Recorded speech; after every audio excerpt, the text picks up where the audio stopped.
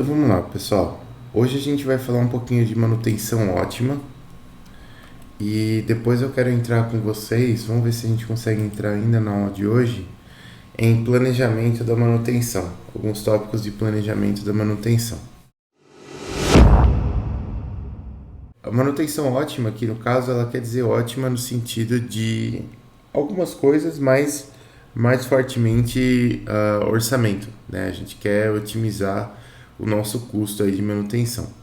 Então, olha só, a gente tem estratégias adotadas para manutenção e elas podem ser desde a estratégia RTF, que é a Run to Failure, lá, que é a nossa manutenção corretiva básica, até estratégias que envolvem manutenções preventivas para evitar falhas e custos, né? Então, o que a gente está buscando? A gente sempre tinha esse gráfico aqui, importante, que é o gráfico que relaciona os custos de manutenção corretiva, custos de manutenção preventiva e o esforço preditivo aqui embaixo, né? Então, para um certo nível de esforço preditivo, você tem um ponto ótimo entre essas duas curvas aqui, sabendo que a soma dessas duas curvas aqui, ela é o seu custo de manutenção. Então, se eu chego nesse ponto ótimo aqui, eu estou minimizando o meu custo de manutenção, e isso significa que eu vou ter uma parte da manutenção como preditiva e uma parte como corretiva invariavelmente, né, para poder chegar no custo ótimo aqui. O equilíbrio dessas decisões de manutenção entre corretiva e preditiva vai trazer um nível ótimo de custo, então, e a esse equilíbrio a gente chama de manutenção ótima. Por custo, a gente entende todos os custos diretos e indiretos voltados à manutenção. Isso aqui a gente até já viu na nossa primeira avaliação. Vamos dar uma olhada agora na estrutura de decisão. Então, eu posso colocar na minha estrutura de decisão vários tipos de manutenção diferentes, e aí sim eu posso decidir entre esses tipos de manutenção sempre na tentativa de otimizar o meu custo. Então a gente tem lá, primeiro a estratégia RTF. Então nenhuma ação de manutenção preventiva é tomada e a gente espera a falha do equipamento ou do componente para a devida manutenção.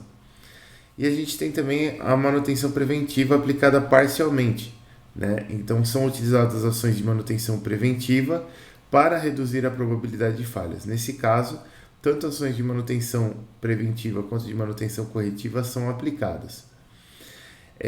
Se a gente for para a política de manutenção, a política ela é um pouco diferente dessa estrutura de decisão aqui. Ó. Por que ela é diferente? Porque a política de manutenção ela tem que especificar as ações de manutenção preventiva e corretiva e os gatilhos da manutenção preventiva. Então, a política de manutenção ela vai ser como se fosse a regra que você está estabelecendo para manutenção. Então, fala, olha, quando eu chegar nessa quantidade aqui de horas de uso, ou quando eu realizar essa quantidade de ciclos, ou quando eu tiver esse indicador aqui, por exemplo, acendeu essa lâmpada aqui de troca de algum componente, enfim, você tem que definir os gatilhos, né? Quais que vão ser os gatilhos da manutenção preventiva, porque da corretiva é a falha, né? Então você tem que definir esses gatilhos. Em um sentido amplo, essa política de manutenção ela deve incluir um ou mais dos itens da lista a seguir.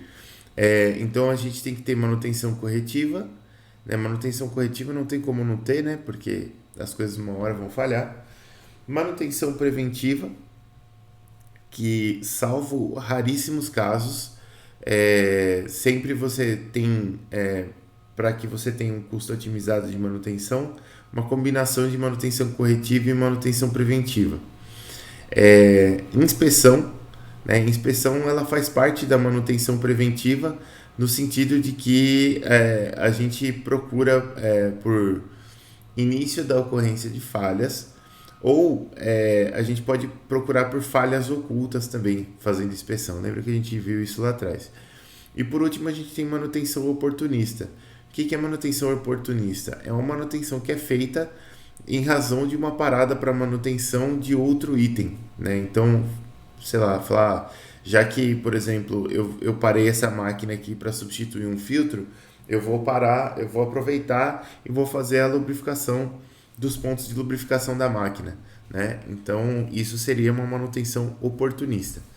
Na política de manutenção, você tem que ter um ou mais desses itens e digo para vocês que isso aqui é quase um checklist, porque no fim das contas, a manutenção ela não pode ser feita simplesmente no olho ou como a gente diz, através de um exame simples, porque muitas vezes você pode deixar passar uma característica que era uma característica importante para a manutenção daquele item. Então, o que, que normalmente se faz? Normalmente, a gente pega é, o item, né? E quanto mais importante esse item, mais fácil disso existir, que eu vou falar agora. E você tem um checklist de manutenção daquele item, né? Isso é muito comum, por exemplo, na aeronáutica, né? Em aviões que são coisas extremamente importantes, porque você vai voar ali a 10 mil metros de altura e as coisas não podem falhar nesse ponto. Se bem que tem algo engraçado agora, que é uma estatística da aviação, de que as falhas, né, em voos, né, os acidentes aéreos, eles ocorrem ou nos 3 primeiros minutos, né, na maior parte, ou nos 3 primeiros minutos de voo, ou nos últimos 8 minutos, né, porque são as partes mais críticas do voo ali. No meio do caminho, dificilmente ocorre uma falha. Então, isso é uma coisa engraçada, né? Ah, mas enfim, mas se você pega uma aeronave, por exemplo, você tem vários checklists ali de manutenção que você tem que fazer. E no caso de aeronave especificamente, a manutenção preventiva ela é muito forte, né? Eu sei de casos de aeronaves onde se você tem, por exemplo, você tem um conjunto de parafusos para prender uma turbina lá, né? No rotor. Se existe uma falha em um parafuso, troca-se todos os parafusos, necessariamente. É uma regra deles. Então, assim, isso é algo preventivo. Lógico que está longe de ser uma manutenção preditiva, né? Porque eu não estou tentando prever quando vão falhar as coisas. Eu simplesmente falhou apresentou uma trinca em né? Apresentou um indício de falha, troca tudo, né? É, e na aviação, particularmente, eu gosto de dar exemplos de aviação porque é um ponto onde a manutenção é muito crítica, né? Na aviação, particularmente, as coisas são muito complicadas, porque se você faz muita manutenção preventiva, lembra da nossa curvinha lá do começo da aula, né? Se você faz muita manutenção preventiva, o seu custo aumenta muito, né? Então, as empresas aéreas, elas, principalmente da aviação de passageiros, né, aviação comercial de passageiros, ela tenta otimizar custos ao máximo e para fazer isso, às vezes ela acaba diminuindo um pouco o esforço preditivo. Então você, entre aspas, piora a manutenção da aeronave para você reduzir custo. Isso é algo muito complicado, né, na indústria aeronáutica particularmente. Então, as empresas elas adotam estratégias muito diferenciadas, né? A gente sabe que o lucro que você tem num voo comercial de carga é muito maior do que um lucro que você tem num voo comercial de pessoas. Então, tem alguns aviões que levam pessoas, mas também levam carga para você dar uma otimizada nos custos. Mas tem várias estratégias aí que você faz justamente para não ter que mexer muito nessa manutenção preventiva aqui, porque de novo, manutenção preventiva em aeronave é algo essencial. Então, beleza. A gente estava aqui, ó. Professor, Pode falar. aquele avião que caiu em Jundiaí esses dias para trás, eu vi que ele tinha passado por uma vistoria naquele hangar da TAM, sabe? Uhum. Você sabe se foi problema na vistoria, que se algum dos caras lá foi preso, não sei. Olha, para ser bem honesto, cara, eu não sabia nem que tinha caído avião em Jundiaí. Caiu, ele decolou É, e coisa de 100 metros para frente ele caiu. Ele levantou e já caiu. entendi. Eu, não, Em Jundiaí. eu vou dar uma olhada para ver exatamente.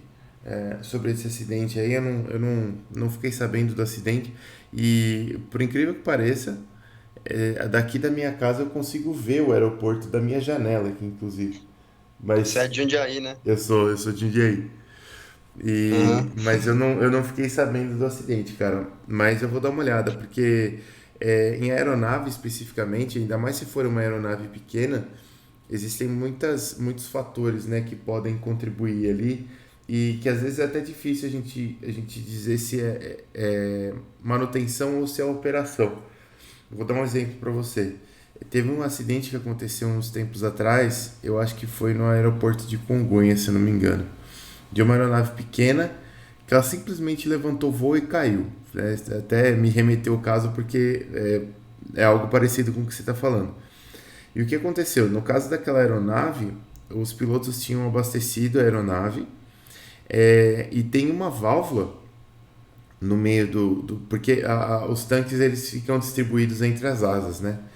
E tem uma válvula no meio do caminho que faz a distribuição de combustível entre as duas asas, para que você fique sempre com peso igual nas duas asas. Senão você vai ter torque mais para um lado e o avião cai, né? Ele tomba para o lado que está mais pesado e cai.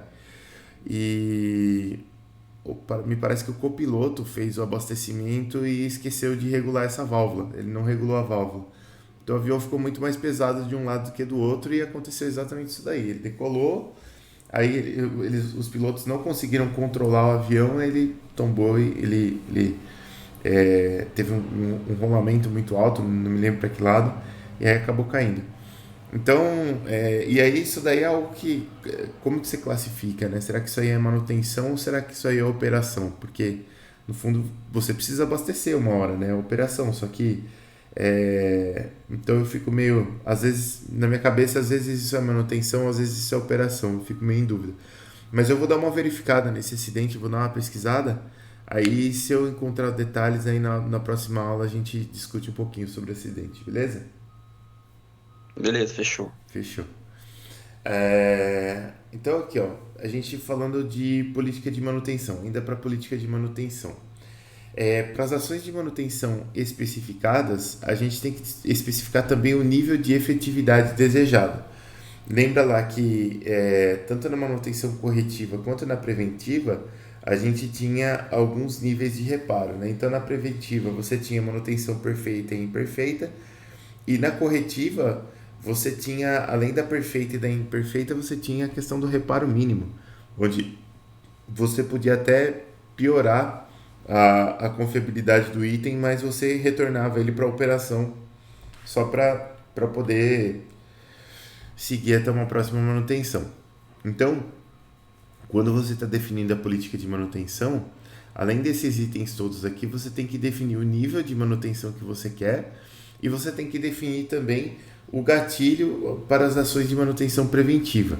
Então, só para dar alguns exemplos aqui, você pode ter manutenção preventiva por horas de relógio de uso ou horas de relógio de idade do item. Você pode ter um limite de taxa de falhas, né? Então, se você teve tantas falhas em um intervalo de tempo, você faz um gatilho para uma manutenção mais profunda. Você pode ter um limite de custo ou tempo de reparo, né? Às vezes até por uma questão de orçamento mesmo, as empresas podem optar por fazer manutenções mais frequentes, né, em um determinado maquinário, justamente para melhorar uma questão de fluxo de caixa, né? Porque às vezes se você deixa para fazer todas as manutenções após um determinado tempo, você pode acabar acumulando um custo muito grande e às vezes você não tem todo esse orçamento liberado de uma vez só, às vezes ele é liberado por partes, mensalmente, por exemplo, e aí você precisa adequar a sua estratégia de manutenção a isso. Você pode ter também o número de reparos antes da substituição. Isso aqui lembra muito aquela questão de uma questão de pneus, por exemplo. Existem dois tipos de pneus para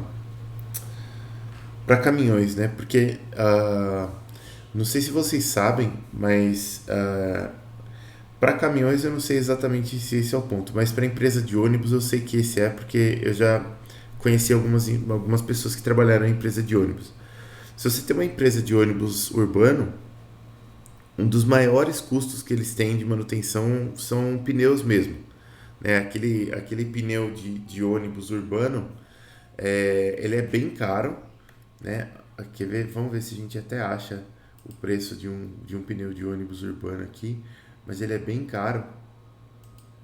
Pior que eu não sei nem como procurar aqui. Pneu ônibus. Pronto. Por exemplo, esses daqui, olha só, R$ 2.000 mais ou menos um pneu para ônibus. Lógico que as empresas de transporte urbano não vão pagar esse preço, né? Que eu tô vendo o preço para um consumidor que, sei lá, mas talvez as empresas elas vão ter um fornecedor, elas vão pagar um pouco menos. Mas eu acredito que não pague menos do que R$ 1.500 num pneu para ônibus urbano, aí, né? Então você vê que é um custo extremamente alto, né? Se você pegar um ônibus normal, não muito grande, você tem pelo menos 6 desses. Então você tem R$ 12.000 de pneu num ônibus, né? E aí esses pneus aqui, eles não funcionam igual pneu de carro. Quer dizer, pneu de carro você é, gastou ele, chegou lá no TWI, você tem que trocar o seu pneu e pronto, acabou, né? Ônibus é um pouco diferente. O ônibus tem alguns pneus que são. O nome em inglês dele é regroovable. Né? Que é regroovable? Ele tem uma borracha na banda de rodagem bem grossa e os sulcos eles não são tão profundos. Né? Então você vai rodando, rodando, rodando. Esse sulco do pneu em inglês se chama de groove. Né? Então ele vai rodando e vai gastando isso daí até que o sulco fica bem, bem raso. Quando o sulco fica raso, você tem uma máquina que você consegue fazer o aprofundamento desses sulcos aí. E alguns pneus você consegue fazer 2 vezes, uma vez ou 2 vezes esse procedimento aí. Né? Então você tem um tipo de manutenção que vai é uma manutenção imperfeita, obviamente, mas que você vai ter um número de reparos aqui antes da substituição, né? Então você pode fazer os sulcos do pneu, sei lá, uma vez ou 2 vezes e depois você tem que substituir o pneu mesmo. E tem outro tipo de pneu que é bastante usado em caminhão, que é o pneu recalchutável, né? Então ele é um pneu que você consegue trocar a banda de rodagem dele. Ele tem uma estrutura interna, tem alguns componentes ali de borracha, tem malha de aço, tudo mais, isso você não troca. Mas ele tem uma banda de rodagem externa que é trocável, né? Você consegue trocar também algumas vezes, tipo 2, 3 vezes, e depois você deveria substituir o seu pneu. Né? Logicamente que isso não acontece. É, Muita gente usa o pneu aí, muitos caminhoneiros usam o pneu aí até estourar mesmo, né? O cara adota uma estratégia RTF, extremamente perigosa. E isso é particularmente verdade, eu não sei se vocês já repararam, mas agora, nesses tempos que estamos vivendo aqui, a gente está saindo tão pouco de casa que fica difícil reparar nisso. Mas antes da pandemia, eu andava bastante, né, em pista, porque eu sempre trabalhei nessa região de Campinas, Jaguariúna, essas coisas, e fazia alguns serviços também em São Bernardo, né? Então o que que acontece? Quando você tem a economia piorando, a economia do país piorando, fica nítido como você encontra muito mais pneu estourado na estrada. Né? E tem que tomar um cuidado, porque se você bate com o carro naquele pneuzão que acabou de estourar, às vezes estraga bastante seu carro. Já aconteceu comigo. E aí o que que acontece? Então quando a economia tá boa, você até encontra, né? Porque eventualmente estoura um pneu de caminhão, mas é algo que é raro, né? Estoura e alguém da concessionária da, da estrada já vai lá e tira aquele pneu dali para não causar acidente. Mas quando você tem a economia piorando, isso acontece demais, né? Por quê? Porque os caminhoneiros, as empresas querem reduzir custos, né? Então eles vão recalchutar mais e mais vezes os pneus e vão tentar usar até o final da vida mesmo e deixa o pneu estourar. Então, um sinal do dia a dia que você pode ver se a economia está muito ruim é exatamente essa questão de quantidade de pneus que você encontra estourados na pista. Né? E ultimamente, agora com esse retorno às aulas aí, eu particularmente tenho encontrado com uma certa frequência. Então, assim, isso para mim é uma métrica de que a economia não está lá aquelas coisas. E a gente sabe que está uma droga, na verdade, né? Beleza, então outros gatilhos para manutenção aqui, oportunidade, e essa manutenção por oportunidade é aquela manutenção oportunista que eu já falei para vocês, e você tem que, às vezes, você tem que ter um checklist meio pronto de coisas que você pode rever naquele item por oportunidade, né? Você pode fazer manutenção por oportunidade. Então, no fundo, quando a pessoa que pensa em manutenção, ela tem que pensar nesses cenários todos, né? Quer dizer, a estratégia ela vai ser RTF ou não vai ser RTF? Ela vai ser preventiva ou não vai ser preventiva? Essa manutenção preventiva, ela pode ocorrer a manutenção de vários itens de uma vez só, ou ela tem que ser uma manutenção mais espaçada para que ela não fique muito custosa? Ela vai ter um número de reparos ou não vai ter um número de reparos? Se for uma manutenção por oportunidade, que itens que eu posso olhar? Vai ter inspeção? Não vai ter inspeção? Por último, aqui até condição do item, né? Aqui já é para a gente fazer uma manutenção preditiva.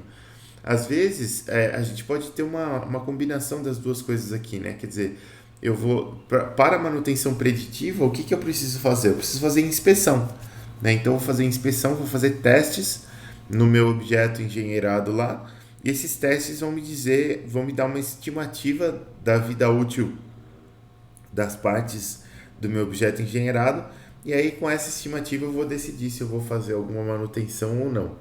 Mas a própria inspeção, ela pode ser uma inspeção feita por oportunidade também, né? Então acaba que você tem uma condição aqui onde você pode ter uma inspeção da manutenção preditiva realizada em uma eventual oportunidade, porque outra máquina ou porque algum item dessa própria máquina parou, mas não é o item que você está inspecionando, mas já que a máquina parou, você pode inspecionar outros itens aí, porque você tem a oportunidade. Tudo isso, todo esse conjunto de cenários aqui que são pensados e esse conjunto de regras que tem que ser elaboradas para cada cenário, tudo isso faz parte da política de manutenção. Aí a gente tem aqui de novo, né, aquela comparação de manutenção preventiva e preditiva, e nesse ponto da política que a gente tem que realmente fazer as escolhas. Então, para lembrar, a manutenção preventiva, ela é uma manutenção feita em intervalos regulares, baseada no tempo médio de falha de um item específico. Geralmente dispensa monitoramento. Já a preditiva, ela é um pouco diferente. Lembra? A preventiva, ela é feita não necessariamente de maneira a você otimizar a vida útil dos componentes. A preventiva, ela só quer evitar mesmo custos referentes a uma falha desse eventual objeto engenheirado. A preditiva, ela é uma manutenção baseada em indicadores do estado de vida do item que indicam o seu estado de degradação. Ela acontece sob monitoramento do item, né? Então, vamos colocar assim, por exemplo. Uma manutenção.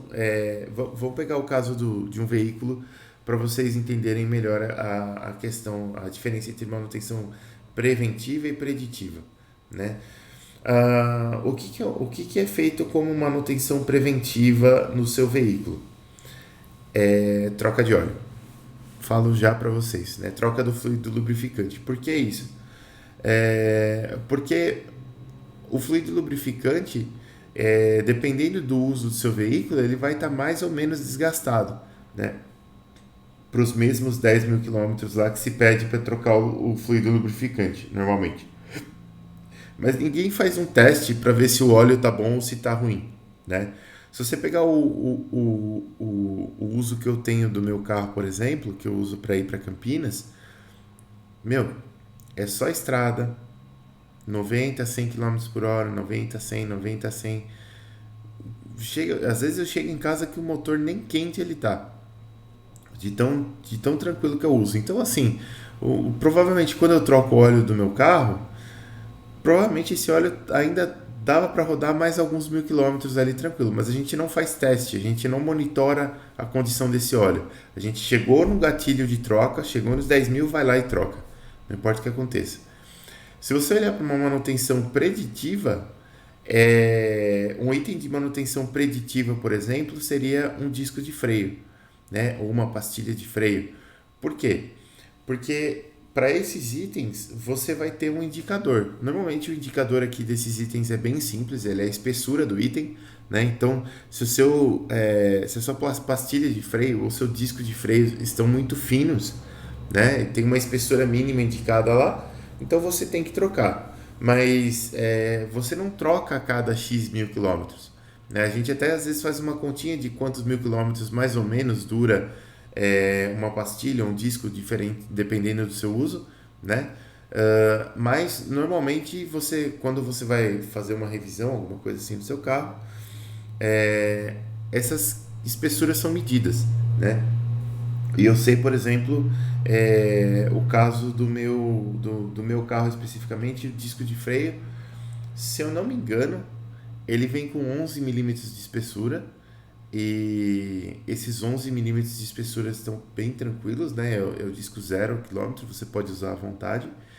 E aí ele vai baixando, se eu não me engano, até 4 milímetros, um negócio assim. E aí, quando chega perto desses 4 milímetros aí, você já está num ponto onde, para baixo disso daí, você pode ter uma falha, né, em alguma frenagem, então é necessário trocar o item. Mas a troca é feita baseada em indicadores, né? Esse item ele é monitorado, né? Toda vez que você para lá para fazer uma manutenção, você faz um monitoramento, aí você faz uma inspeção oportunista e vê se aquele item está legal ou se não está legal. Então, essa é basicamente a diferença entre a manutenção preventiva e a preditiva. A preventiva ela tem um gatilho fixo, você não fica olhando muito o que está acontecendo, é um gatilho fixo ali e você vai fazer a troca. E a preditiva ela é feita sob monitoramento e inspeção do item, né? Quer dizer, você vai fazer a troca só quando realmente aquele item estiver próximo da falha. Alguns itens são inspecionáveis, outros não, tá? Então tem que tomar um certo cuidado com isso. Mas essa é basicamente a diferença entre a manutenção preventiva e a preditiva. Para quem se confunde com esses nomes, já foi o meu caso ano passado, a manutenção preventiva, o nome aqui vem do verbo prevenir, né? Por isso que ela é preventiva. E a preditiva, ela vem do verbo predizer, que significa prever, né? Quer dizer, eu vou fazer alguma coisa prevendo quando essa falha vai ocorrer. A preventiva eu não estou prevendo, eu estou prevenindo, né? Então ela vem como uma prevenção de falha, mas essa prevenção ela pode ser muito superestimada aí, tá bom? Uh, e aqui, ó, ainda para a política de manutenção, antes da gente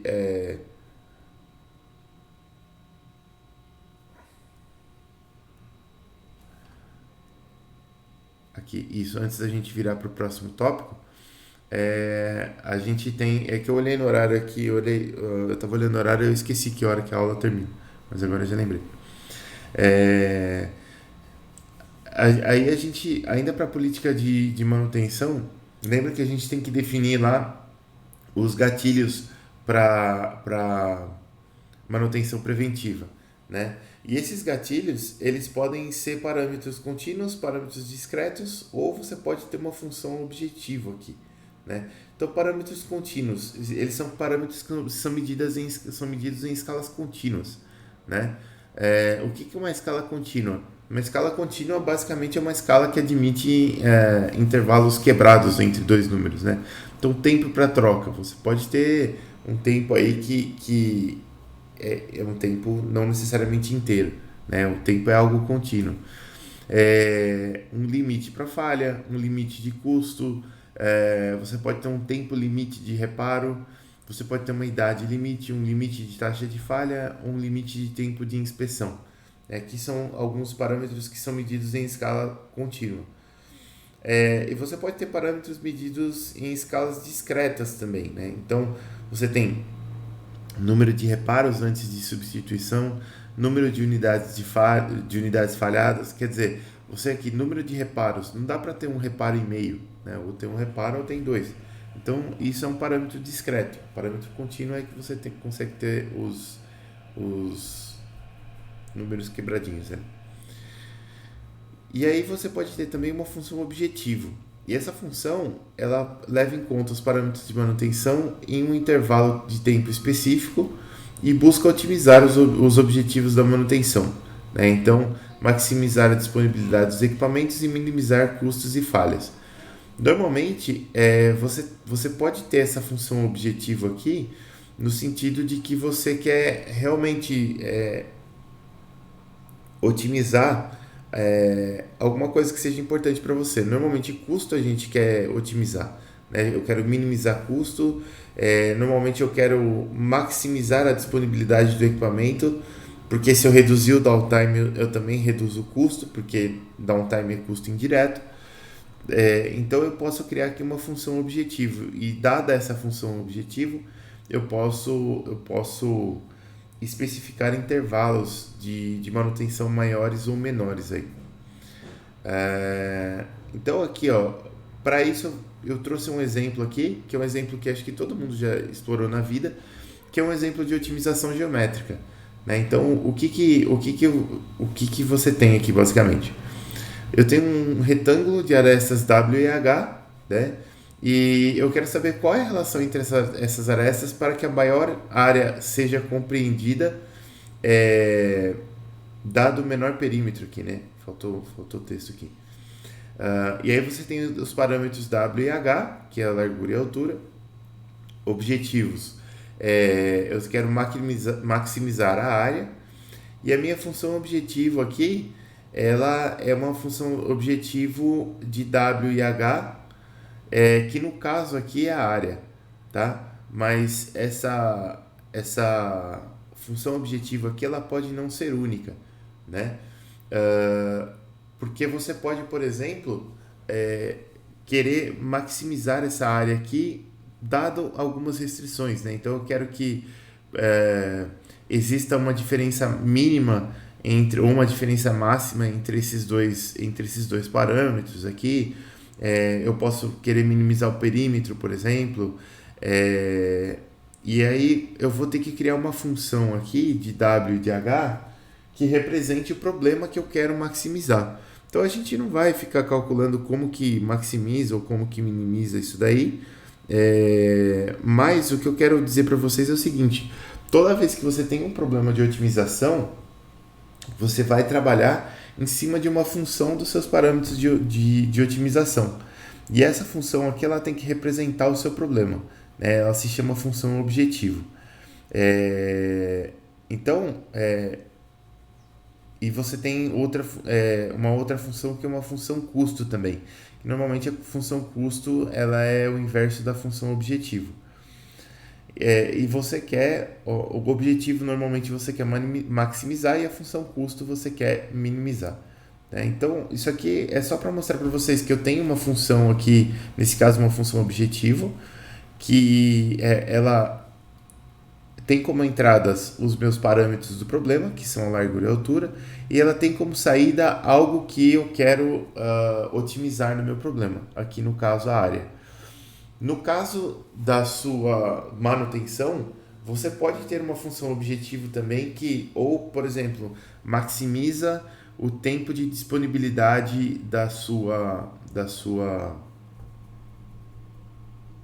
como que se chama? Do seu objeto engenheirado, dados outros parâmetros aqui, dado custo de manutenção, número de horas de operação e tudo mais, né? Você pode ter uma função aqui que representa isso, ou você pode ter uma função que representa para você um balanço entre tempo de disponibilidade e custo, e aí você quer otimizar o seu problema baseado nessa função aqui, né? Então você vai chegar no balanço ótimo entre custo e tempo de disponibilidade, enfim. De qualquer forma, você vai ter que ter uma função dessa daqui, tá? Por isso que eu trouxe esse exemplo simplesinho aqui pra gente. Aí, ó, modelo de otimização. O modelo de otimização, ele é o processo que eu vou utilizar para obter essa função objetivo. Porque aqui no nosso caso, né, o problema ele é otimizar essa área. Então a função aqui vai ser W vezes H. Não muda muito. Mas quando eu estou falando de manutenção, por exemplo, tem coisas que eu quero maximizar e tem coisas que eu quero minimizar. Eu posso dar pesos para essas coisas. Eu posso não necessariamente ter o mesmo peso. Às vezes, o custo ele pode ter um peso maior. Ou às vezes o downtime, o uptime, no caso, podem ter pesos maiores. Ou às vezes pode ter uma terceira variável que é o risco, né? O risco para pessoas, que também pode ter um peso. Então tudo isso vai entrar, esses pesos que eu vou colocar, eles vão entrar no meu modelo de otimização, né? Então aqui, ó, pode-se desenvolver a função objetivo, muitas vezes também chamada de função custo ou cost function, de diversas formas, né? Então você tem lá os parâmetros e você pode montar essa função arbitrariamente da forma como você achar melhor. A escolha da melhor função objetivo, ela depende de testes e conhecimento para que você compreenda qual é a função que realmente atende às necessidades atuais da empresa. Você pode criar a função com esses parâmetros baseado no que você quiser. Você pode ter um modelo estatístico para isso, você pode dar pesos que você acha conveniente, você pode, sei lá, elevar algum termo ao quadrado. Você está livre para fazer o que você achar melhor. Tirar o arco tangente de um termo, sei lá.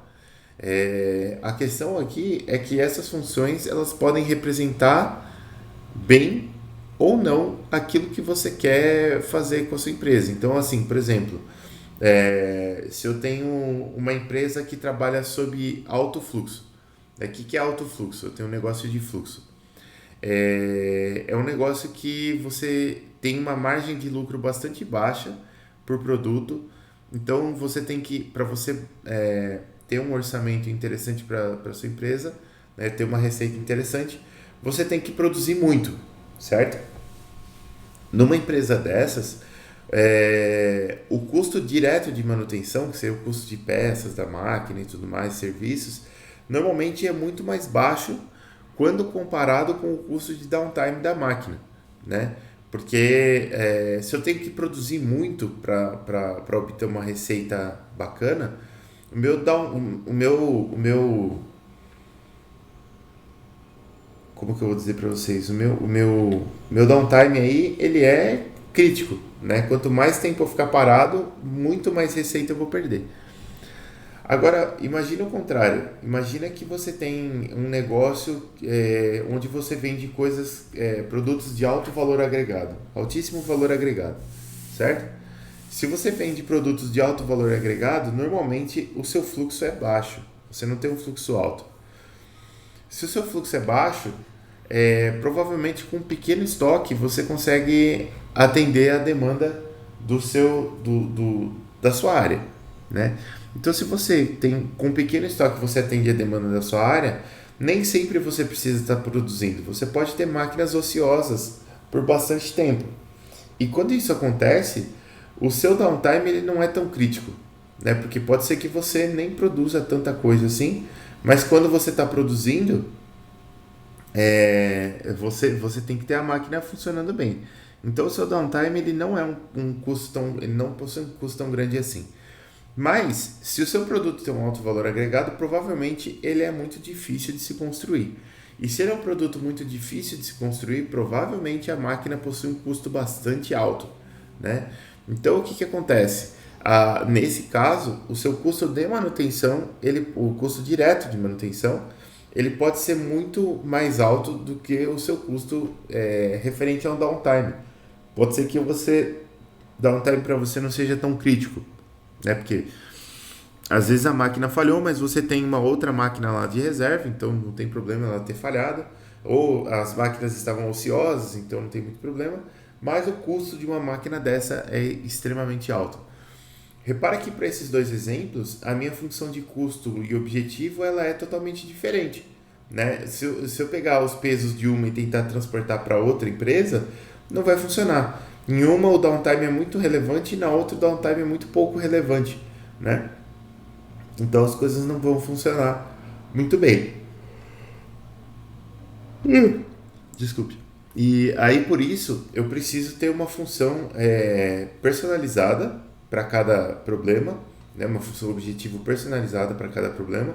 E essa função objetivo ela tem que ser bem calibrada, né? E a boa calibração dessa função ela vai depender da experiência das pessoas envolvidas e do conhecimento também das pessoas envolvidas. Quando a gente fala sobre informações aqui, ó, as informações elas vão ser muito importantes para a nossa política de manutenção, né? Eu preciso dessas informações para saber, por exemplo, se eu vou fazer uma manutenção preventiva ou se eu vou fazer uma manutenção preditiva, né? Principalmente a preditiva, eu preciso... Gente do céu, desculpa. Eu preciso saber dessas informações em detalhes. E às vezes eu tenho essas informações, às vezes não. Então, ó, sobre o estado do item, eu posso ter informação completa que envolve um monitoramento contínuo e sem imprecisões, né? Então eu tenho lá um sistema de monitoramento medindo a condição de operação do meu sistema 24 horas ou sempre que ela estiver operando. Eu posso ter uma informação incompleta sobre o estado do item que ocorre se o monitoramento não for contínuo ou se houve imprecisão nas variáveis monitoradas, e eu posso ter informação incerta sobre o item, é uma variável que a gente não consegue medir ou possui grande erro de medição. Isso aqui é muito interessante, pessoal, porque, de novo, né, a gente lembra que objeto engenheirado pode ser qualquer coisa, pode ser desde um smartphone até uma usina hidrelétrica. E é muito interessante porque se você parar para pensar numa usina hidrelétrica, ela tem que ter um monitoramento constante, né? Simples assim. Porque ali você tem vários fatores envolvidos, né? Primeiro você tem o fator de geração de energia, que o sistema de geração de energia do seu país, do seu ambiente, ele tem que ser confiável, né? Ele não pode ser um sistema que ele é intermitente, ele possui muitas falhas, porque senão você não consegue produzir, né? Então ele tem que ser confiável. Para ele ser confiável, você precisa de um monitoramento contínuo e você precisa de alguns planos de backup. Então, por exemplo, a gente tem aquela questão aqui no Brasil do operador nacional. Então eu tenho várias usinas, vamos dizer que hidrelétricas, só hidrelétricas, e eu posso precisar fazer manutenção em algumas usinas. Por exemplo, eu tenho lá Itaipu. Itaipu, ela possui 20 turbinas. Dessas 20 turbinas, 10 são brasileiras e 10 são paraguaias. Só que o Paraguai não precisa das 10 turbinas. Então, boa parte da energia que o Paraguai gera lá em Itaipu ele vende para o Brasil, né? E o Brasil precisa se fosse ver, precisa de mais do que todas elas, mas vamos lá. Então, o que acontece? Às vezes eu preciso parar uma turbina lá de Itaipu, né? Falo, putz, preciso fazer uma manutenção numa turbina aqui. Isso aqui até é um exemplo interessante, porque imagina que... Lembra que a gente estava falando lá atrás de você fazer a sua manutenção... aqui, ó. Deixa eu ver aqui. Por limite de custo ou tempo de reparo aqui, tá vendo? Vamos dizer que eu tenho uma manutenção que tem que ocorrer lá em Itaipu e essa manutenção ela tem que ocorrer a cada 6 meses, em cada turbina, por exemplo. Estou chutando aqui, não sei. Eu não posso ter essa manutenção coincidindo em todas as turbinas, porque eu não posso simplesmente parar a usina de Itaipu, né? Eu tenho que ter ela sempre gerando energia, então eu tenho que fazer um rodízio entre as minhas turbinas, né? A cada X tempo eu vou parando uma turbina ali para poder fazer a manutenção de todas. Então repara que isso já é algo interessante aqui. Mas sobre o estado do item ainda, que a gente estava falando aqui, eu preciso Então, por exemplo, eu estava falando da questão do backup, né? Eu preciso fazer uma manutenção lá na usina de Itaipu. Então, o meu operador nacional de energia elétrica, ele vai fazer o seguinte, ele vai pegar e vai falar, olha, eu vou então solicitar que uma outra usina hidrelétrica gere mais energia, né, ou algumas outras, para suprir essa falta dessa turbina que vai ser parada em Itaipu para manutenção. E aí, beleza. E aí você para a turbina e faz a manutenção lá. É, de qualquer forma, para você fazer essa manutenção, você precisa das informações completas, né? Normalmente você tem monitoramento, você tem um sistema de monitoramento de turbinas e esse sistema de monitoramento ele monitora diversas variáveis, né? Então você tem lá na turbina, lembra, tem a parte do gerador, então você tem que monitorar a carga elétrica, você tem que monitorar a corrente elétrica que está sendo gerada, a tensão de geração, a rotação, né, da turbina, porque você quer saber a frequência que está sendo gerada. Tem algumas outras questões ali de campo magnético também do gerador que são medidas, né, são monitoradas, corrente de fuga, essas coisas todas. Depois, na própria turbina, né, mesmo, você vai ter alguns dados ali de pressão, né, alguns pontos onde se mede pressão. Você tem alguns pontos onde se mede a vazão. A vazão acho que é medida também, mas eu não tenho certeza se ela é tão importante. Mas pressão a gente mede bastante, você mede vibração também, aceleração, deslocamento, é, oscilação dentro de mancal hidrodinâmico. Tem várias e várias coisas que a gente mede numa usina hidrelétrica. Por quê? Porque pode acontecer de alguma coisa dar errado. Uma vez eu fui visitar uma usina hidrelétrica em Americana e as máquinas que tem nessa usina hidrelétrica de Americana, elas têm o mesmo conceito das máquinas de Itaipu. Logicamente que elas não têm o mesmo tamanho, mas é o mesmo conceito, né? É o mesmo tipo de máquina, uma máquina que a gente chama de máquina Francis. E uma vez deu um problemaço lá em uma das turbinas, porque a água ela vem do rio, obviamente, né? E no rio tinha uma sucuri nadando. E essa sucuri entrou na turbina e travou a turbina. Então, é uma falha que aconteceu sem nenhum aviso. E você tem que ter um monitoramento ali, porque, meu, travou a turbina, você tem que parar tudo, senão você vai destruir, você corre risco de destruir a operação.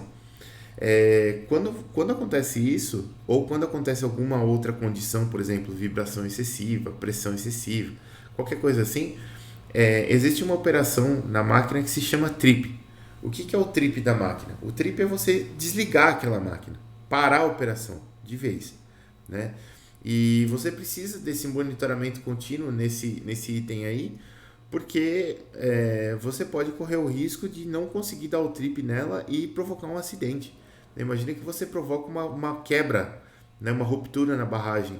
Ruptura de barragem é algo que a gente, aqui no Brasil, lógico que as barragens que a gente presenciou ruptura ultimamente, elas não foram barragens de água, elas foram barragens de rejeito de mineração, mas mesmo assim, é um baita de um acidente.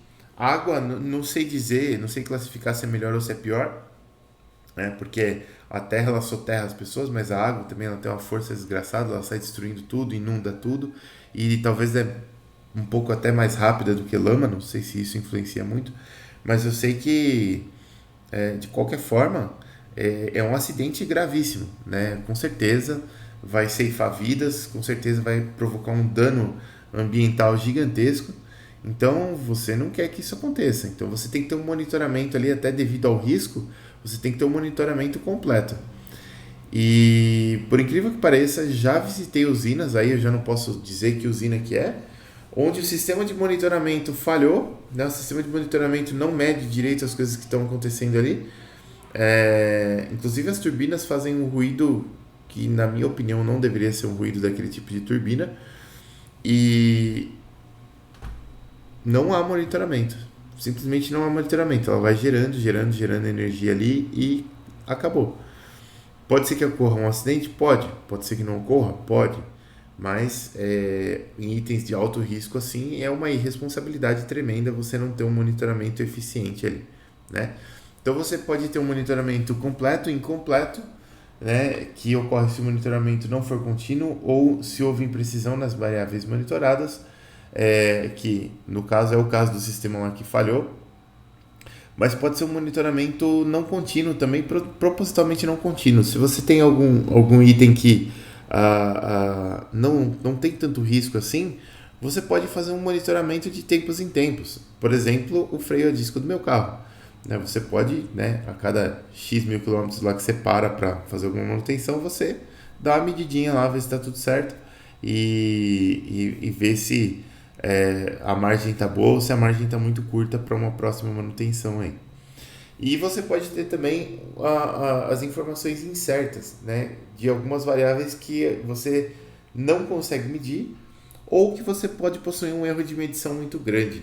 Né? E essa questão do erro de medição grande aqui ela é perigosíssima, porque tem algumas coisas que a gente tenta medir e como o erro de medição é grande e às vezes você tem ali um parâmetro relacionado àquela medição, né?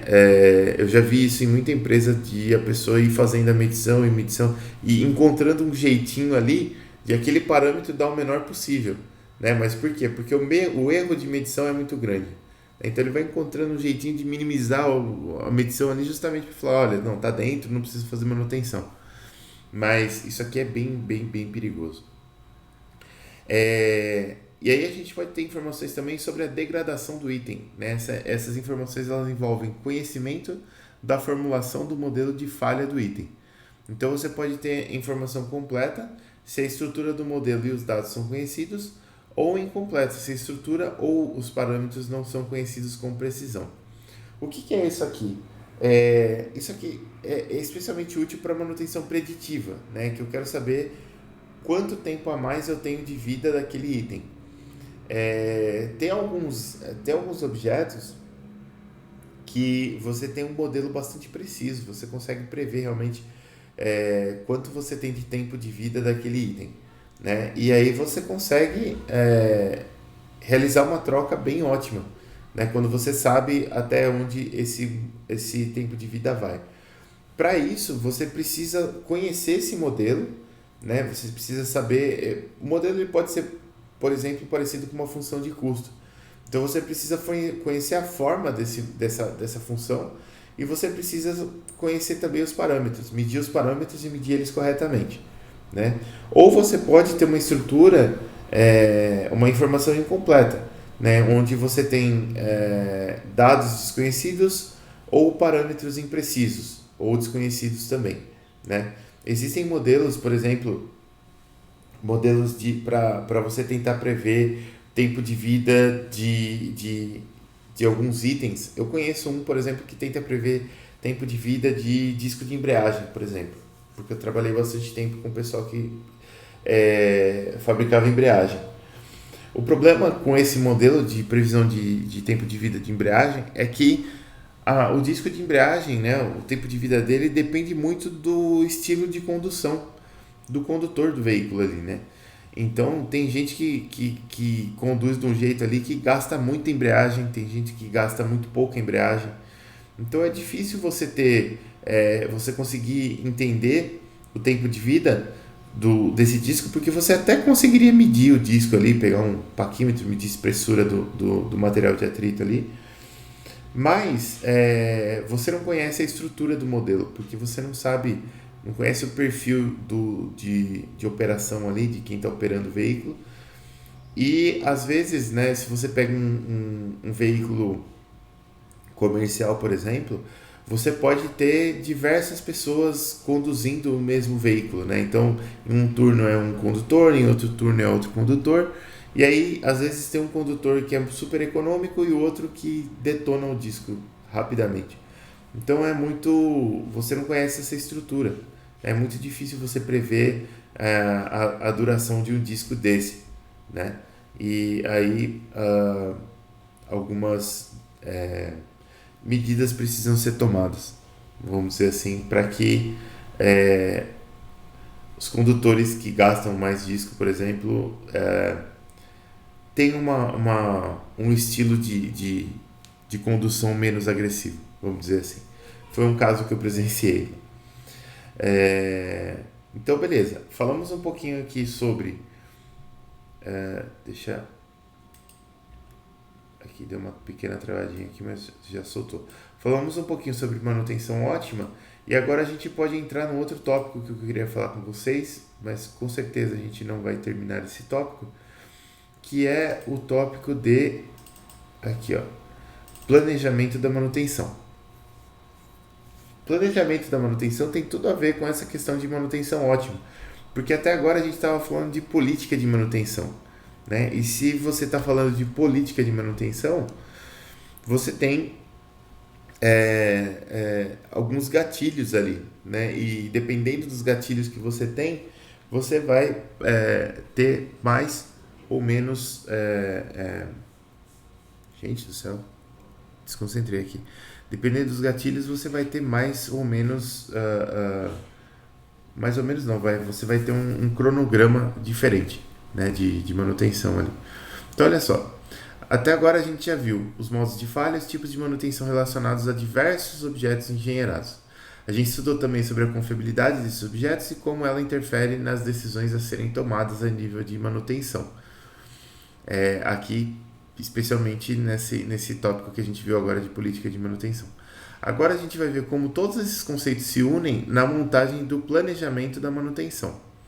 Então, olha só, eu tenho alguns níveis de planejamento de manutenção que a gente pode classificar por horizonte de tempo, né? Então, por exemplo, eu tenho o nível estratégico aqui de operação, certo? Nível estratégico de planejamento, na verdade.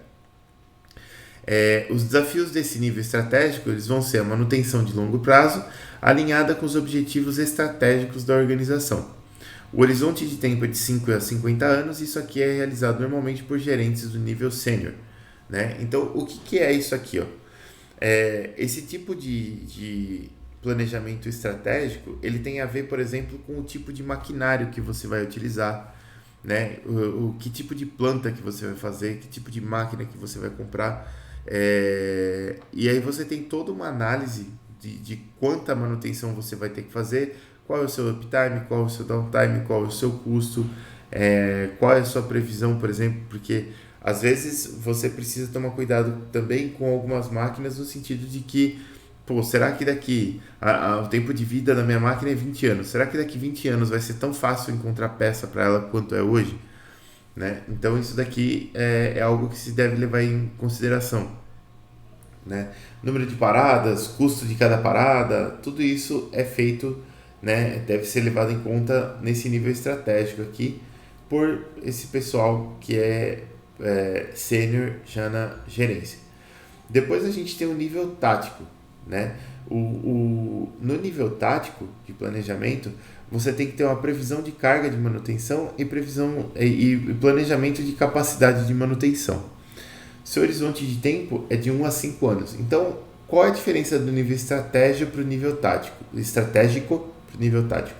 O nível estratégico, ele trabalha mais com previsões, né? Qual que vai ser a minha previsão? É uma previsão mais teórica, né? Para daqui X anos, quantas manutenções eu vou ter que fazer, quantas reformas eu vou ter que fazer nessa máquina, assim por diante. O nível tático, ele é estratégico também, mas é uma estratégia aplicada, ela não é uma estratégia tão teórica, né? Então, assim, na prática eu tenho essas máquinas aqui, elas vão precisar de manutenção. No nível tático, eu preciso ver qual é a carga de manutenção que eu vou precisar, né? Será que aí carga de manutenção aqui a gente vai ver mais para frente o que é carga de manutenção, mas ela envolve tanto a quantidade de recursos que você precisa para fazer a manutenção da máquina, quanto a quantidade de pessoas, enfim, envolve tudo. Então, eu vou ter aqui uma previsão de carga de manutenção e, aliada a essa carga de manutenção, eu vou ter que fazer um planejamento da capacidade de manutenção que eu tenho, né? Eu tenho que ter uma equipe de manutenção, que pode ser interna, pode ser terceirizada, qualquer coisa assim, mas que tem que dar conta da carga de manutenção, né? Então isso daqui é um nível mais tático, né? Já está mais próximo da operação ali, né? Tá mais perto do que vai acontecer. Então, esse horizonte de tempo aqui é de 1 a 5 anos, né? E ele é feito por gerentes do nível pleno.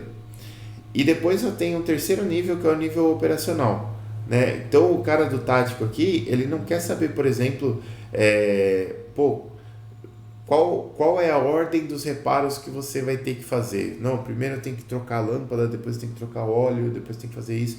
O tático, ele não quer saber isso aqui. O tático, ele quer saber simplesmente carga de manutenção e planejamento de capacidade para atender essa carga. O operacional, ele é bem chão de fábrica mesmo, né? O operacional é o hands-on ali, né? Então, o planejamento operacional, ele vai planejar a ordem dos trabalhos, ele vai planejar o agendamento, a execução dos trabalhos. O horizonte de tempo aqui é de 1 dia a 1 ano e ele é executado por gerentes do nível júnior, né? Então, eu tenho que basicamente saber, pô, eu tenho uma demanda de manutenção X. Beleza. Quem que eu vou atender primeiro e por quê, né? Isso aí é algo que se faz operacionalmente, né? Porque o seu horizonte de tempo é muito curto, né? De 1 dia a 1 ano aqui é muito curto. No nível tático, eu já não estou mais pensando na ordem na ordem das ordens de serviço ali que vai chegar. No nível tático eu já estou pensando em carga de manutenção, em capacidade e tal. E no nível estratégico eu já estou pensando mais em tipos de máquina, manutenção que eu vou precisar para cada tipo de máquina, não sei o quê. Então, são níveis de planejamento de manutenção totalmente diferentes, né? Com mais detalhes e menos detalhes, com horizontes de tempo maiores ou menores aqui. Vamos dar uma olhada na estrutura tática primeiro. Então, no nível tático, os principais problemas do planejamento da manutenção vão ser a previsão da carga de manutenção e o planejamento da capacidade de manutenção. É necessário que a previsão tenha um bom nível de acerto para que o planejamento da capacidade de manutenção forneça uma capacidade adequada para cada ocasião, levando em conta também as manutenções não planejadas. Isso daqui é algo muito importante, né, pessoal? Porque quando você vai fazer manutenção, uma parte muito importante da manutenção é justamente a documentação do que foi feito. E essa documentação, ela te auxilia no sentido de que você começa a levantar uma estatística de o que falha, quanto tempo aquela coisa demora para falhar. E com essa estatística de falha, você começa a ter uma previsão um pouco melhor da sua carga de manutenção. Se você prever melhor a carga de manutenção, você consegue planejar melhor a capacidade de manutenção. E isso te ajuda não só a reduzir custos, né? Mas te ajuda também a ter um fluxo de manutenção ali mais tranquilo e mais favorável, né? Alguns serviços de manutenção aqui, como eu já até comentei antes, eles podem ser permanentes e outros podem ser terceirizados, né? Então, isso aqui vai depender muito, né? Tem algumas pessoas que têm uma política anti-terceirização tremenda, tem outras que têm uma política a favor da terceirização tremenda, tem prós e contras aí dos dois lados. O que eu falo para vocês? A terceirização, eu acho que ela não pode ser vista sob o ponto de vista trabalhista, né? Se você entrar do ponto de vista trabalhista, vai ser bem complicado tomar uma decisão. Porque o terceirizado tem a gente tem que pagar esse imposto, não pagar aquele, faz assim, não faz assado, tem esse direito, não tem aquele. Eu posso depender mais ou menos da pessoa, é só ligar para a empresa contratante e mandar outro e tal. Isso aí é algo que pode até ter alguma influência na sua decisão, mas eu acho que não é o principal a se decidir, né? Porque quando a gente fala de serviço de manutenção, a gente tem que pensar sempre no custo, né? E o custo da manutenção aqui, o custo do serviço de manutenção, ele tem que ser pensado no seguinte sentido. Vamos dizer que eu tenho uma máquina lá e essa máquina ela é altamente especializada, né? Uma máquina, né, especialíssima lá que faz um tipo de operação único. Beleza. Será que compensa eu ter uma manutenção própria para essa máquina, né? Eu manter lá dentro da minha empresa uma pessoa que é especialista em mexer nessa máquina e fazer a manutenção dessa máquina, ou será que compensa eu ter esse serviço terceirizado? Depende. Se a máquina tiver uma taxa de falha muito alta, pode até ser que você, né, precise ter uma manutenção própria lá, né? Ou se o risco é muito alto quando ela falha, talvez compense você ter uma pessoa, você manter uma pessoa na sua empresa que seja especialista naquela máquina. Mas na maioria dos casos, o que que acontece? Se a máquina é muito específica, e principalmente se o tempo entre falhas dela não é muito baixo, se é um tempo relativamente alto, não tem muito por que você manter uma pessoa na sua empresa, você pagar salário todos os meses para essa pessoa, sendo que você pode simplesmente contratar um serviço terceirizado quando for necessária essa manutenção. Então, acaba virando uma questão de custo nesse sentido, quer dizer, compensa eu manter uma equipe de manutenção altamente especializada na minha empresa, sendo que nem sempre eu tenho essa demanda, ou será que compensa eu terceirizar? Para serviços que têm demanda muito baixa, né, que acontece a cada X anos, pode ser que compense para você ter um serviço terceirizado. Você não precise ter uma equipe de manutenção para aquilo. E esse é o rumo que as decisões deveriam seguir, né? Quer dizer, eu preciso de gente para manutenção esse tempo todo aqui. Compensa eu pagar um salário para uma pessoa durante um ano, ou compensa eu contratar esse serviço aqui só nas oportunidades que forem necessários esse serviço, né? E essa questão de estrutura tática aqui, ela pode ser influenciada por alguns parâmetros comerciais também, né? Por que que eu falo isso? Recentemente saiu até um documentário sobre as máquinas de sorvete do McDonald's, que existe um problema que não é só no Brasil, é um problema mundial de máquinas de sorvete do McDonald's, que essas máquinas elas falham, né? Eventualmente você vai no McDonald's e não tem sorvete porque a máquina não está funcionando. E aí o que acontece? O McDonald's ele tem um contrato de fornecimento dessas máquinas com uma empresa que vende essas máquinas para o McDonald's. Eu não sei se é venda, se é leasing, qualquer coisa assim. Mas eu sei que esse contrato prevê que apenas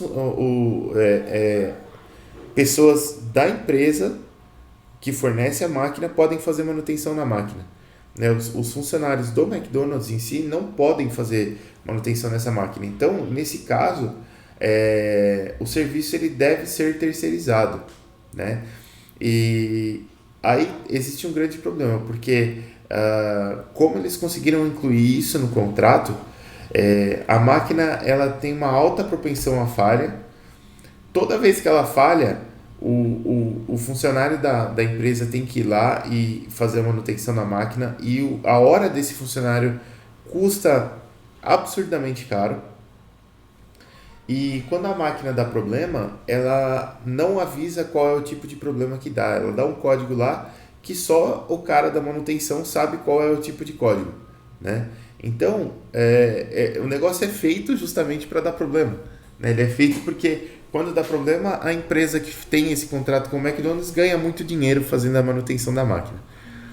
Eu estou contando esse caso para vocês, para que vocês tomem bastante cuidado quando vocês estiverem vendo algum contrato, alguma coisa assim de máquina, de prestação de serviço, porque isso pode se tornar algo muito, muito, muito complicado, né?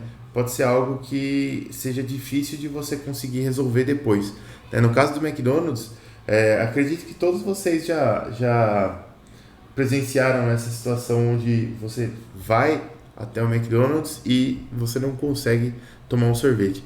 E tem a ver com isso, né? Tanto que tem até um site, eu não me lembro o nome do site agora, mas fizeram um site onde as pessoas conseguem reportar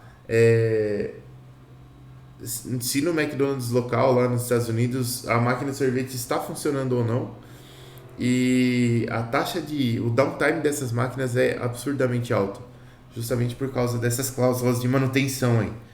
É uma empresa extremamente grande, tem coisas de lobby associadas aí e tudo mais, então tem que tomar um cuidado bastante grande com esse tipo de coisa. Depois a gente tem aqui a previsão de carga de manutenção.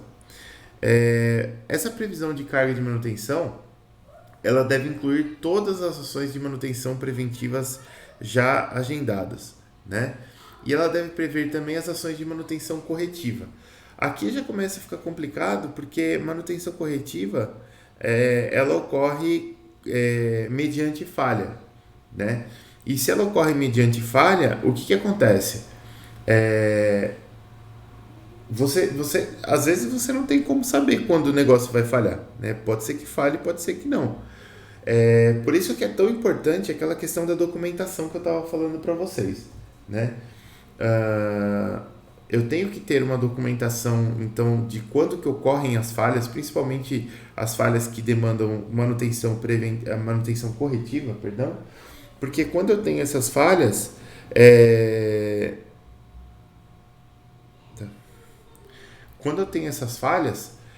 o que vai acontecer? Eu posso gerar estatísticas e essas estatísticas vão me ajudar a prever essas ações de manutenção corretiva também, né? Lógico que você vai querer trabalhar com uma margem de segurança aí, por exemplo, se um item falha a cada 6 meses, vamos tentar prever que ele falhe a cada 4 ou 5, por exemplo, para que a gente tenha uma folga aí nessa manutenção. E a manutenção corretiva ela sempre vai tentar ter essa folga aí, né? Para que você justamente consiga ter uma capacidade de manutenção que consiga atender a essa carga de manutenção aqui. Então, isso aqui é exatamente o que eu acabei de falar. E beleza. A carga de manutenção, ela compreende as necessidades de operários, materiais e equipamentos e deve ser pensada levando em conta o horizonte de tempo para o qual se planeja a manutenção do objeto. Então, quando a gente fala de carga de manutenção, eu estou falando de demanda, tá? O quanto que eu vou demandar aqui? Quando essa máquina falhar, ou quando eu precisar fazer essa operação, por exemplo, e às vezes não é só funcionário, às vezes é ferramenta. Eu falo para vocês por dois casos que eu tive contato recentemente. Um deles foi o televisor do meu pai. Meu pai tem um televisor lá que a gente não sabia, mas ele tem uma falha de projeto, né? Então ele tem 2 resistores subdimensionados e esses resistores deixam passar muita corrente para as barras de LED que fazem a iluminação do painel do televisor. E o que acontece é que eventualmente essas barras de LED queimam. E se você só trocar a barra de LED, pode ser que ela queime de novo. Então você precisa trocar também esses resistores na placa, né? Aí eu fui fazer essa manutenção com meu pai, já que eu sou engenheiro de controle de automação, eu sei mexer nessas coisas e eu falei pro meu pai, não, em vez de você mandar a televisão no técnico, eu compro as peças e a gente troca. E compensou absurdamente, eu não sei quanto o técnico cobraria, mas eu gastei R$100 nas peças e foi o que precisou para consertar uma televisão de 50 polegadas. E aí o que acontece? Na hora que você vai desmontar essa televisão, você não consegue fazer sozinho, porque ela é muito grande, né? E tem algumas partes dentro dela, algumas telas ali, que a gente precisou desmontar ela bem. As telas elas são muito flexíveis, né? Muito, muito flexíveis. Então se você tentar pegar uma tela daquele tamanho sozinho, você provavelmente vai danificar ela, né? Porque ela é flexível e se você pegar em alguns pontos ali, ela pode quebrar pelo peso próprio, né? Trincar e já era. Então você precisa fazer o serviço em 2, né?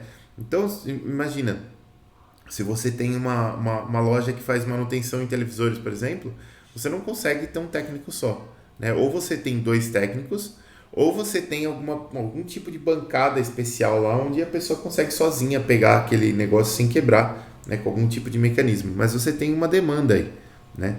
Outra coisa que eu fiquei sabendo recentemente é que tem um mecânico, amigo do meu sogro lá, ele é mecânico, meu sogro é mecânico de moto, mas esse mecânico é mecânico de carros, né? E ele pegou um Volkswagen Up para trocar a correia dentada. E ele estava explicando lá, não sei qual é o motor, não sei qual é o modelo, a cilindrada, nada. Mas eu sei que ele estava explicando que para trocar a correia dentada desse veículo você precisa de 5 ferramentas diferentes, né? Porque você tem alguns eixos ali, você tem o eixo de câmbio, né? Comando de válvula, o próprio virabrequim, algumas coisas ali, e que se você não utilizar essas 5 ferramentas, você pode perder o ponto de sincronia entre os eixos. E se você perder o ponto de sincronia, você não encontra mais. Então são 5 ferramentas que você precisa para depois conseguir soltar essa correia dentada e trocar. Então, imagina que você tem uma máquina desse tipo e você precisa das ferramentas. Se você não tiver as ferramentas, você não faz a manutenção. Então, a necessidade, a demanda dessas ferramentas, ela também tem que ser prevista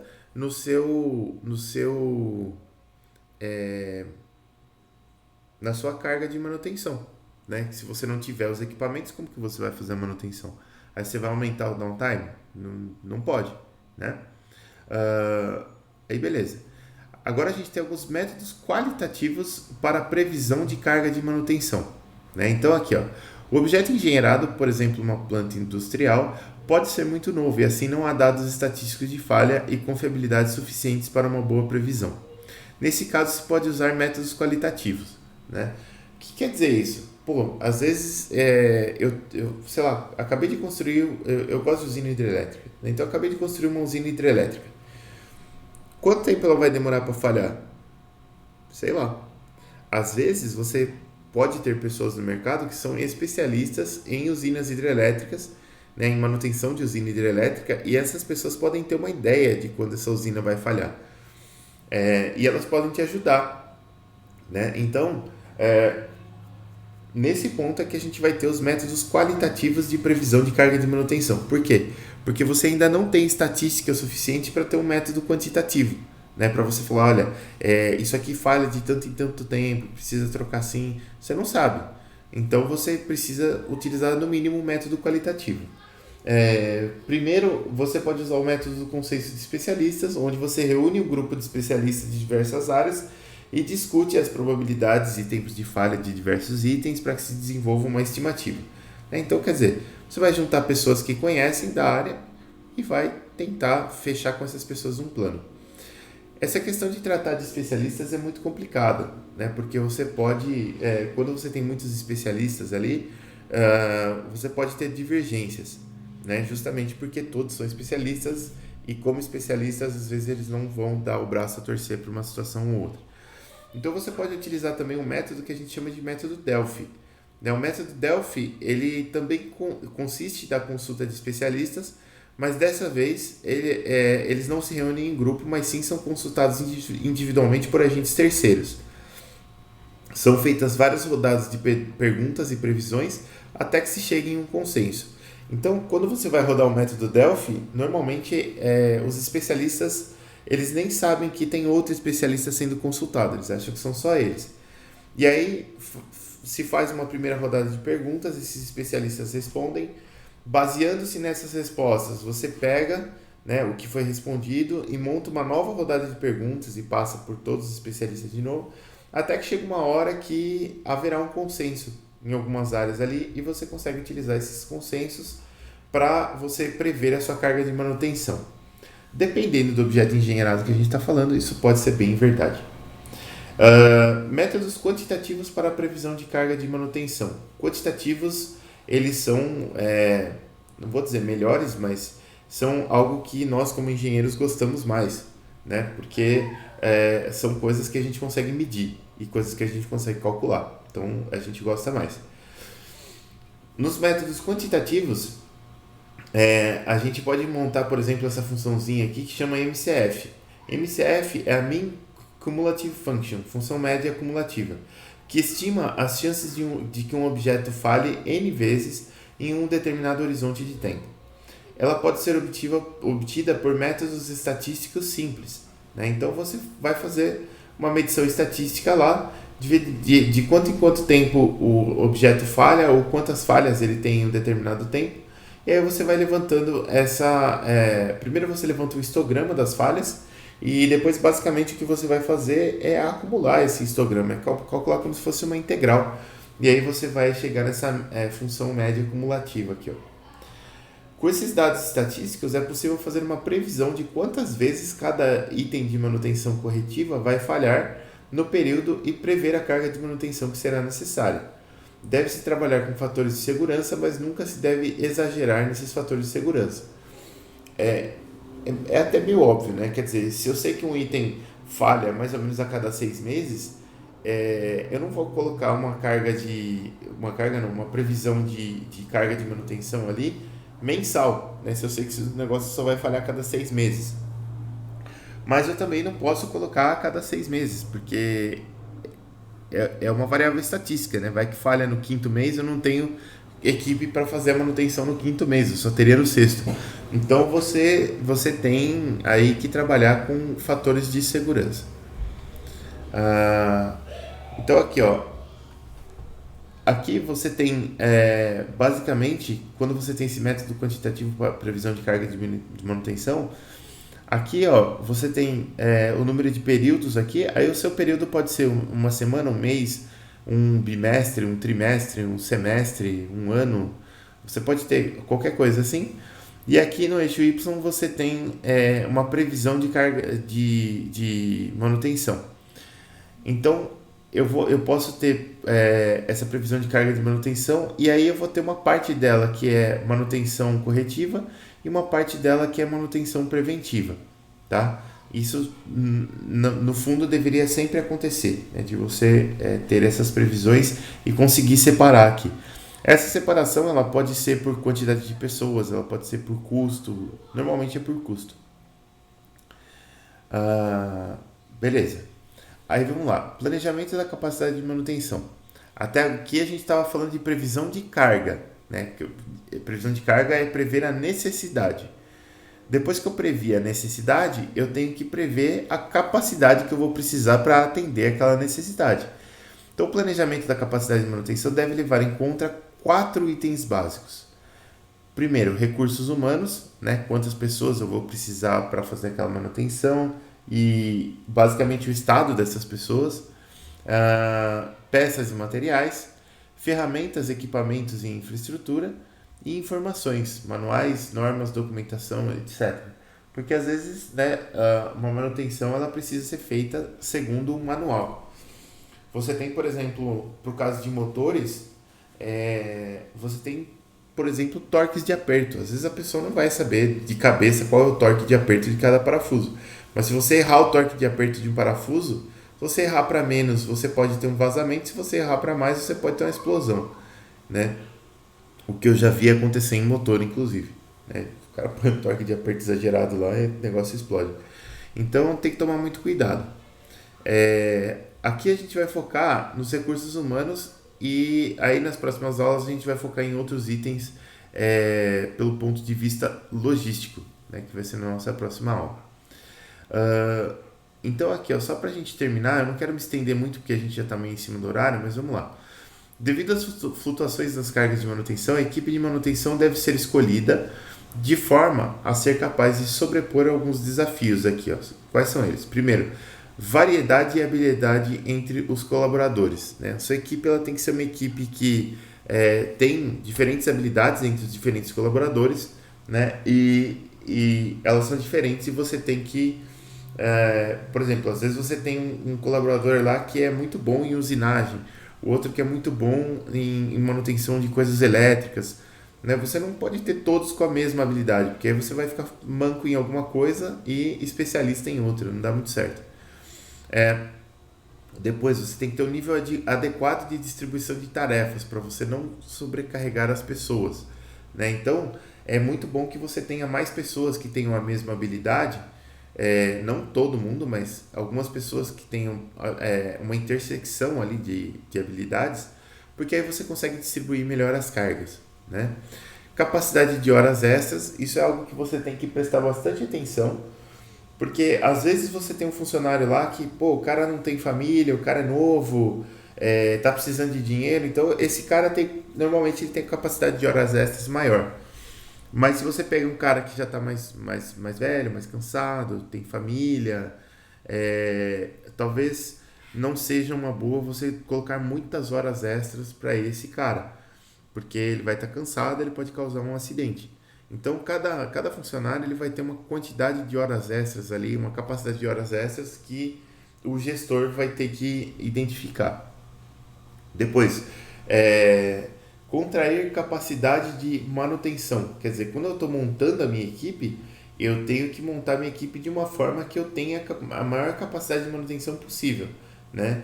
E para ter isso, eu preciso variar as habilidades das pessoas, né? Não adianta eu ter lá, todo mundo sabe mexer no torno e ninguém sabe trocar uma lâmpada. Aí ferrou, né? Aí se queimou uma lâmpada, você vai ter que terceirizar um trocador de lâmpada. Dando um exemplo bem simplesinho assim. Mas, então quando você está montando a equipe, você tem que contrair capacidade de manutenção. Em alguns cenários, a equipe de manutenção faltou um dev aqui, né? Equipe de manutenção, dev. Agora sim. Em alguns cenários, a equipe de manutenção deve ser capaz de lidar com toda a carga em período normal. Em outras, pode haver necessidade de horas extras. Em demais casos, por motivos financeiros ou estratégicos, pode-se adotar a terceirização de alguns tipos de manutenção. Nessa questão das horas extras aqui, isso aqui começa a se complicar quando a empresa tem muitos turnos, né? Porque você sempre tem que ter as coisas funcionando de sábado, domingo, feriado, noite, madrugada, e aí você precisa ter equipes de manutenção que ficam de sobreaviso. O sobreaviso também é algo complicado, né? Porque a pessoa que está de sobreaviso, ela tem que estar próxima, né, da empresa, tem que estar na casa dela, mas pronta para ir para a empresa se acontecer algo, né? Isso é a primeira coisa. A segunda coisa, ela não pode beber, não pode ter bebido nada, ela tem que estar totalmente sóbria, ou não pode ter usado nada, né? Enfim, e tem outras questões aí que agora já deu o nosso horário, eu vou preferir explorar com vocês na próxima aula, tá, pessoal? Mas essas coisas todas, elas fazem parte da sua estratégia aí de montagem de equipe para você conseguir atender a sua demanda de manutenção. Muito obrigado por ter assistido esse vídeo até aqui. Se você chegou até aqui e gostou do conteúdo, considere se inscrever no canal, deixe seu like, deixe suas dúvidas aí nos comentários e compartilhe esse vídeo com o máximo de amigos possíveis, porque isso me ajuda muito a fortalecer esse canal, tá bom? Muito obrigado, galera, e até o próximo vídeo.